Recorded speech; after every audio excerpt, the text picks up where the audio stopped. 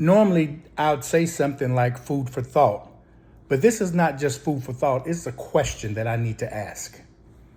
People have said that God maybe made a mistake within. I've even heard a pastor of a megachurch says that he wished God would have asked him, instead of just making it A and B, male and female, that God had made it other choices, A, B, C, or D.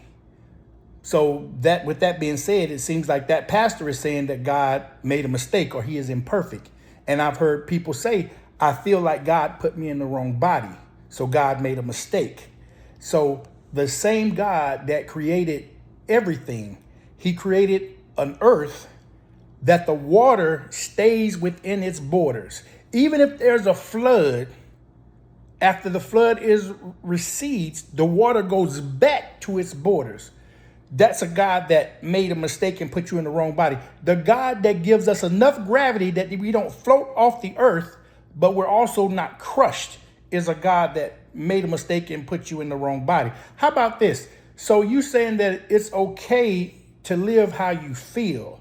So if I feel like I want to go to apartment complexes, lock the doors up and burn the people inside because I like to hear the fire and the people screaming from being burned, because I feel that way, that's okay because God made a mistake and he didn't make that legal? Or is he saying that if I feel like everybody I see with orange shirts on, I want to use my axe and bust them across the head because that's how I feel and that's okay? And God excludes that, this perfect God that created the world.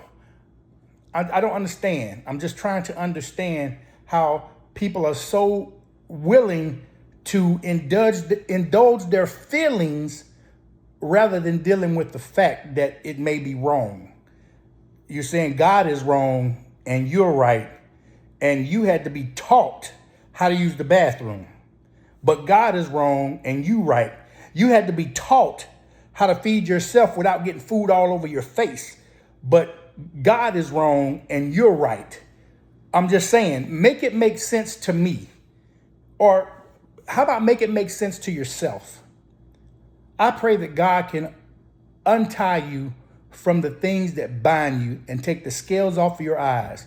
And if you read the Bible, you'll understand that Apostle Paul had to be made blind in order to see the truth of God's word. May God bless you and keep you today. And I pray that you can just see the sunshine.